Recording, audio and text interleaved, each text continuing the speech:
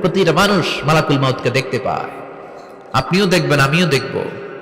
মুমিনদের কাছে এসে মালাকুল মাউত একজন যুবকের বেশে সাদা ধবধবে জুব্বা পরে সুগন্ধি মেখে মুমূর্ষু ব্যক্তির শিয়রে বসে বলে, ইয়া আইয়াতুহান নাফসুল মুতমাইন্নাহ, হে প্রশান্ত আত্মা, উখরুজি ইলা মাগফিরাতুল্লাহি ওয়া রিদওয়ানি, আল্লাহর ক্ষমা আর দয়ার দিকে বের হয়ে আসো।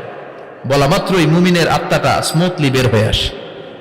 কাফান মিন আকফানিল জান্নাহ, হানুত মিন হানুতিল জান্নাহ, জান্নাত থেকে আনা সুগন্ধি কাফনের মধ্যে পেঁচিয়ে তিনি রূহটাকে নিয়ে ইল্লিনে চলে যায়। সরাসরি দেখে মালাকুল মাউতকে। আর যারা ইসলাম বিরোধী, কোরআন বিরোধী, তাদের সামনে এসে মালাকুল মাউত ত্রাস সৃষ্টি করে। আগে ধমক। হাইওয়েতে মাঝে মাঝে ডাকাতি হয় না? বাসগুলোর মধ্যে যখন ডাকাতি হয়, বাসে থাকে 50 জন, ডাকাত ঢুকে 5 জন। এই 5 জনের ভয়ে সবগুলো পেশাব করে দেয়, কারণ ত্রাস সৃষ্টি করে। এসেই চাইনিজ কুড়াল দিয়ে আগে কুবায় দেয় 4-5 জনের। রক্ত দেখে কি দেওয়ার সব আগে রেডি করে রাখে। মালাকুল মাউত এসে কাফের, নাস্তিক, মুশরিকদের সামনে সেরকম একটা ত্রাস সৃষ্টি করে। ভয়ে লোকটা কাঁপতে থাকে। ওর কাছে ভদ্র ভাষায় কথা বলে না, সুন্দর জামা পরে আসে না, কালো কুচকুচে চেহারা, ভয়ঙ্কর একটা রূপ নিয়ে, আকৃতি নিয়ে ইসলাম বিরোধীদের মাথার সামনে আসে।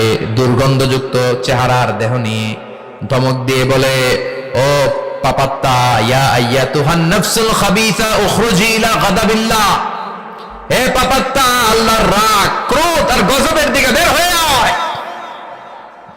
মুমিনের আত্মা বলার সাথে সাথে যেমনি মুমিনের দেহ থেকে বের হয়ে জান্নাতি কাফনের ভেতরে ঢুকে, কাফেরদের আত্মাও কি এরকম তাড়াতাড়ি বেরোতে চায় নাকি?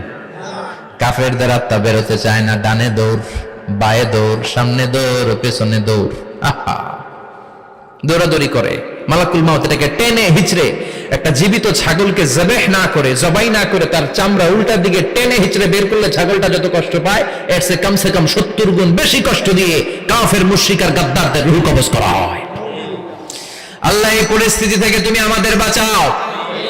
মুমিনদের রূহ যেমনি কবজ হয়, ওইভাবে রূহ কবজের ব্যবস্থা করে দিও। ঈমানের মৃত্যু নসিব করে দিও, শাহিদি মৃত্যু নসিব করে দিও। আমাকে শহীদ